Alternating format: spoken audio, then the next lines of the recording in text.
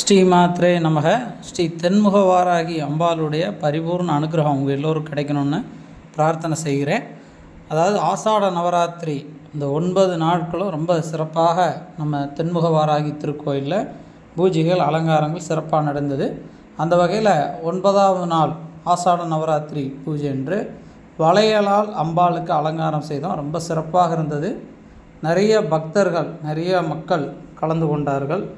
இந்த ஆஷாட நவராத்திரி 9 நாளும் வந்த அன்பர்களுக்கு நிறைய காரியங்கள் அவங்க நினைத்து வந்த காரியங்கள் நடந்திருக்கு அப்படின்னு சொல்லி ரொம்ப சந்தோஷமாக சொன்னாங்க.